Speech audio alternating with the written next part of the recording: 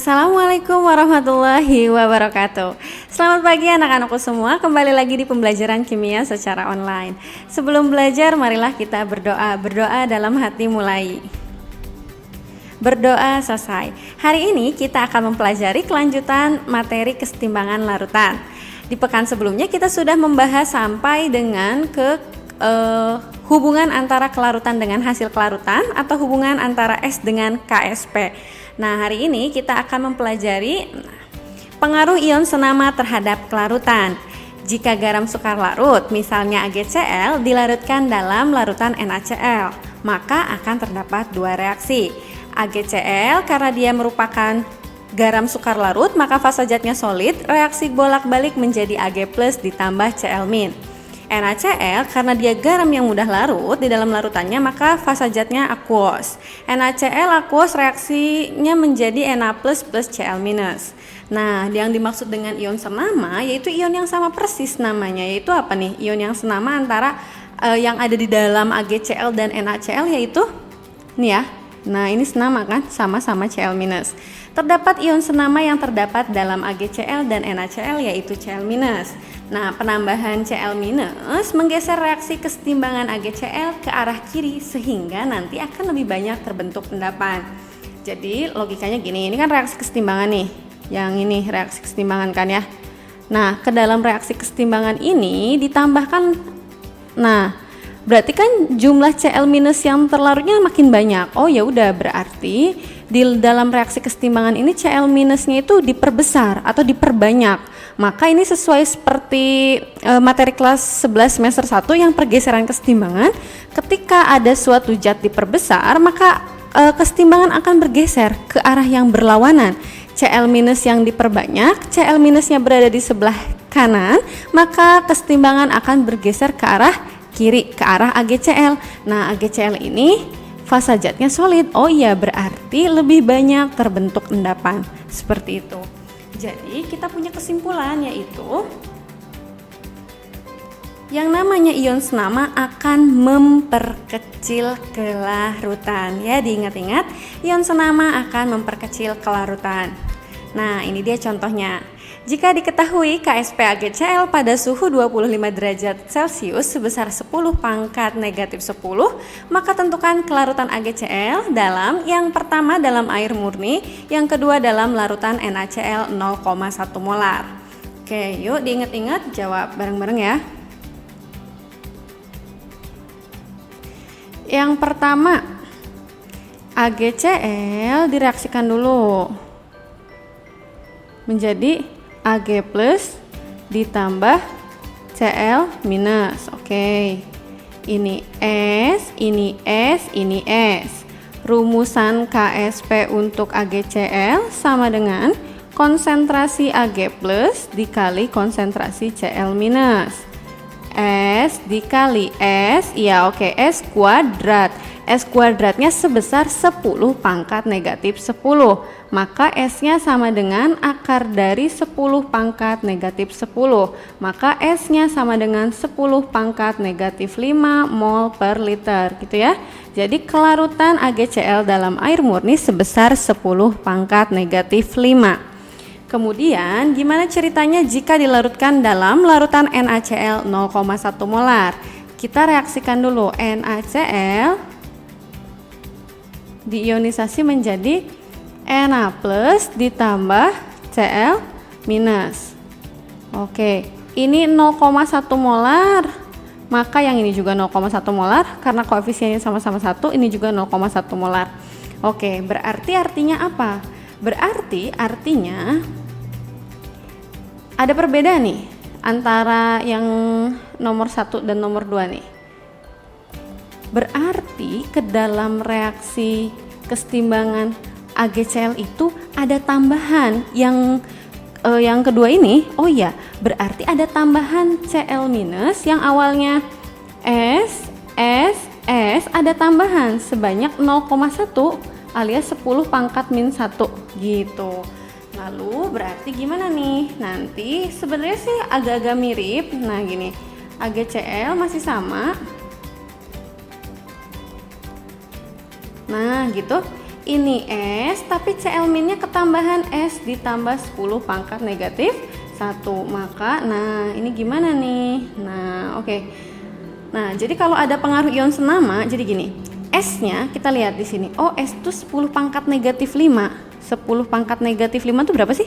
0,00001 gitu ya. Kalau 10 pangkat min 1 itu 0,1. Menurut kalian, jadi yang mana sih? Kalau misalkan 10 pangkat min 5 ditambah 10 pangkat min 1, yang mana yang lebih berpengaruh? 10 pangkat min 5 atau 10 pangkat min 1-nya? 10 pangkat min 1-nya dong, karena 10 pangkat min 1 itu lebih besar, jauh lebih besar ketimbang 10 pangkat min 5. Jadi yang ini, nah yang ketambahan ion senama, S-nya boleh diabaikan. Abaikan ya. Oke, jadi sisanya gimana nih bawahnya? Jadi bawahnya sisa S kali 10 pangkat min 1.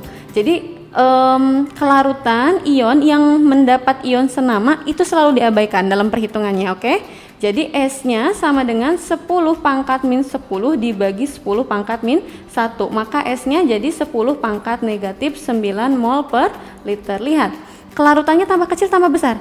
10 pangkat min 5 aja 0,0001. Nah, ini kelarutannya menjadi 10 pangkat min 9 alias 0,00000000 tuh 2, 3, 4, 5, 6, 7, 8, 9. Lihat, berarti yang mana yang lebih besar, mana yang lebih kecil? Jadi kebukti yang namanya ion senama memperkecil kelarutan. Jadi yang larutnya makin sangat sedikit gitu ya. Gitu. Oke, ketangkep maksudnya ion senama itu memperkecil kelarutan. Ini bukti perhitungannya gitu ya. Oke, semoga bisa dipahami ya. Nah, yang selanjutnya ada pengaruh pH terhadap kelarutan basa sukar larut.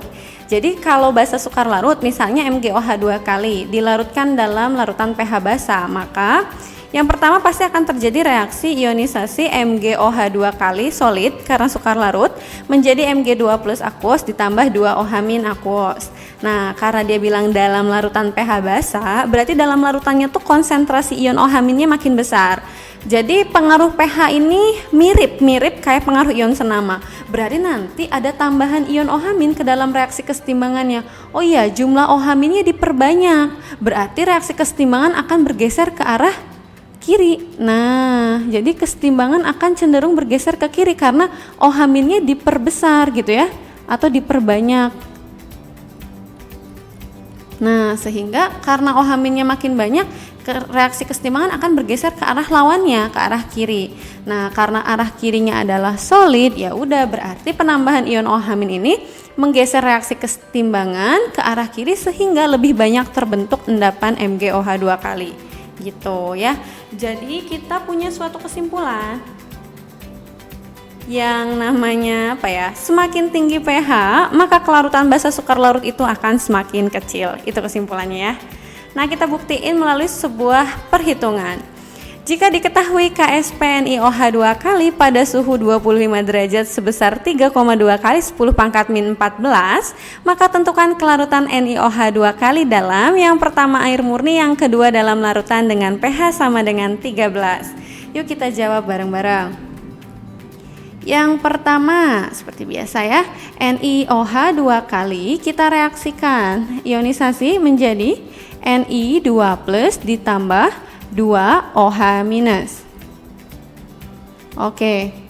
Di sini S, di sini S, di sini 2S. Maka rumusan KSP untuk NiOH 2 kali itu sama dengan konsentrasi Ni2 plus dikali konsentrasi OH- pangkat 2.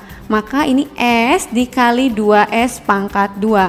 Maka sama dengan 4S pangkat 3. Nah, kemudian KSP-nya itu sama dengan 3,2 dikali 10 pangkat negatif 14. Ibu ubah ya jadi 32 kali 10 pangkat min 15. Boleh kan ya? Nah, jadi gimana nih? Jadi S pangkat 3-nya sama dengan 32 kali 10 pangkat min 15 per 4. Maka, masih lanjut ya sebelah sini. Nah, S pangkat 3-nya sama dengan 8 kali 10 pangkat negatif 15. Maka S-nya sama dengan akar pangkat 3 dari 8 kali 10 pangkat negatif 15. Maka S-nya sama dengan 2 kali 10 pangkat min 5 mol per liter. Bisa sampai di sini? Ini kelarutan NiOH 2 kali dalam air murni. Lalu bagaimana kelarutannya dalam larutan dengan pH sama dengan 13? Gini, kalau pH-nya sama dengan 13 artinya asam apa basa sih? Basa. Jadi cari dulu nilai pOH-nya. pOH-nya sama dengan 14 min pH. 14 dikurangi 13 sama dengan 1 ya. Nah, 14 dikurangi 13 sama dengan 1. Maka konsentrasi OH minusnya sama dengan 10 pangkat negatif 1. Nah, ini mirip juga nih kayak yang tadi. Jadi nanti di dalam NiOH 2 kali Ni2 plus ditambah 2OH min. Nah, terdapat tambahan. Di sini S, di sini S. Tapi ke OH minnya ini ada tambahan 10 di sini 2S ditambah 10 pangkat min 1. Ada tambahan sebanyak 10 pangkat min 1 gitu. Jadi rumusan KSP-nya masih sama kayak yang tadi. Konsentrasi Ni2 plus dikali konsentrasi OH minus pangkat 2.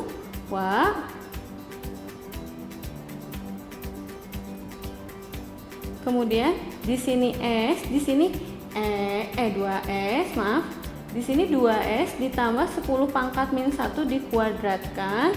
Nah, angkanya tadi berapa? 32 kali 10 pangkat negatif 3,2 kali 10 pangkat negatif 14 ya.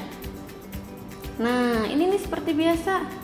10 pangkat min 5 dibandingkan 10 pangkat min 1 itu abaikan. Jadi setiap ada ion yang ketambahan ion senama nggak apa-apa, biarin aja, abaikan.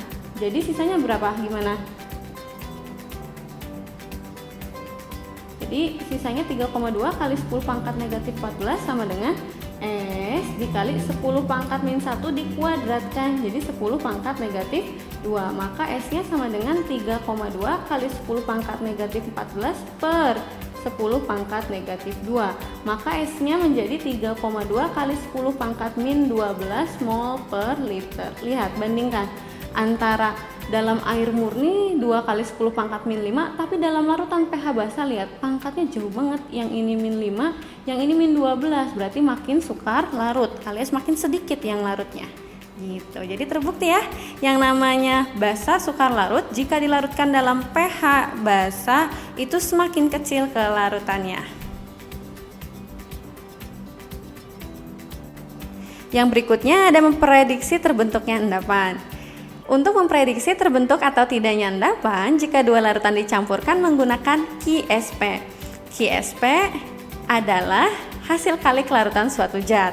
Rumusan QSP itu sama persis kayak KSP, tapi bedanya QSP bukanlah suatu tetapan. Jadi nanti untuk mengetahui mengendap atau tidaknya bandingkan nilai QSP dengan KSP, karena KSP itu adalah suatu tetapan. Jadi nilainya pasti. Kalau QSP ya nanti tergantung berapa konsentrasi dan volume larutan yang dicampurkan.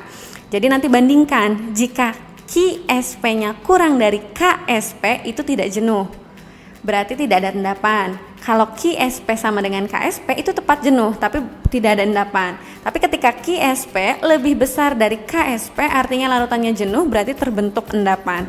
Gitu ya, sambil diingat-ingat. Nah, kita lihat contohnya ya. Ke dalam 100 ml larutan AgNO3 10 pangkat min 3 molar ditambahkan 100 ml Na2CO3 10 pangkat min 3 molar. Selidikilah apakah terbentuk endapan Ag2CO3. Jika diketahui KSP Ag2CO3 pada suhu 25 derajat Celcius sama dengan 6,3 kali 10 pangkat min 13.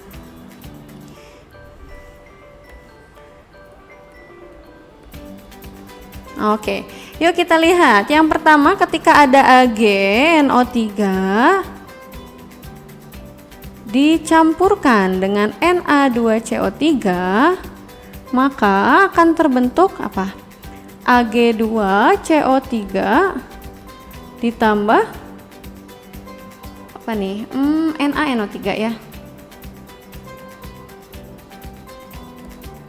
Oke, itu ya, disetarakan. Di sini 2. Di sini juga 2 berarti. Oke. Nah, gimana nih? Nah, kita fokusnya ke ini nih. Kan diketahuinya KSPAG2CO3, berarti kemungkinan nih garam yang sukar larutnya tuh ini. Jadi fokus kita ke sini.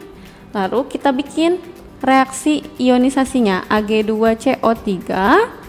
Jika diionisasi menjadi 2Ag plus ditambah CO3 2-, maka rumusan KSP-nya, KSPAG2CO3 itu sama dengan konsentrasi Ag plus pangkat 2 dikali konsentrasi CO3 2- pangkat 1.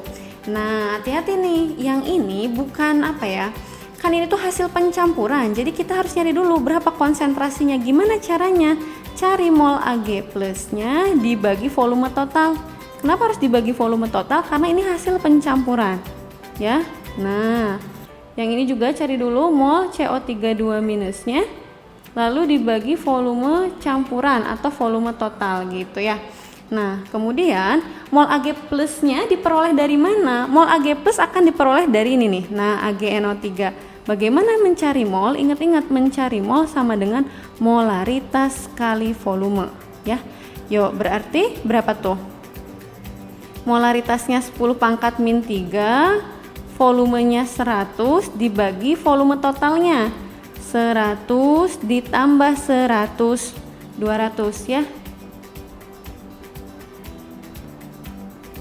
Nah, gitu. Yang ini juga sama, berapa tuh konsentrasi CO3 2- nya? Oh, segini, 10⁻⁻3, volumenya juga sama ya kebetulan. Oke, jadi 10⁻⁻3 kali 100 dibagi 200. Oke, jadi sini aja ya. Oke, berarti kok ini jadi KSP, maaf. Ini seharusnya KSP ya. Nah, kan KSP nya udah ada, yang ini mah KSP. Jadi KSP mah rumusannya sama, mencarinya seperti KSP, cuma dia itu bukan tetapan, tapi hanya hasil kali kelarutannya aja, bukan tetapan hasil kali kelarutan gitu. Oke, jadi KSP-nya sama dengan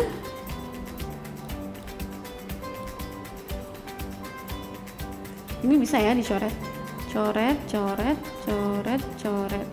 Oke, jadi berapa tuh? 10⁻⁻3 dibagi 2 berarti 5 kali 10⁻⁻4 pangkat 2, bener gak? 0,5 kali 10⁻⁻3, bener, 5 kali 10⁻⁻4 ya. Jadi ini berapa? 25 kali 10⁻⁸ dikali 5 kali 10⁻⁴. Ayo hati-hati, hitungan matematikanya bisa kan ya? Ini ke sini, yang ini ke sini. Itu 25 kali 5, 125 dikali 10⁻⁻2. Oke deh. Nah, berarti kita punya nih nilai KSP Ag2CO3. Bandingkan KSP-nya 125 kali 10⁻⁻12. KSP-nya sama dengan 6,3 kali 10⁻⁻13. Coba Ibu tanya, berarti apa hubungannya antara KSP dengan KSP nih? 125 kali 10⁻⁻12 jika dibandingkan dengan 6,3 kali 10⁻⁻13 tuh apa? Lebih besar, lebih kecil, atau sama dengan? Boleh juga nih fokusnya ke sini nih, pangkat. Yang mana sih pangkatnya yang lebih besar? Min 12 apa min 13? Min 12 itu lebih besar daripada min 13, maka KSP lebih besar dari KSP. Maka kesimpulannya mengendap. Gitu, oke? Bisa dipahami? Lah ya, sambil dicatat, sambil dipahami. Kalau ada yang tidak dimengerti boleh ditanyakan.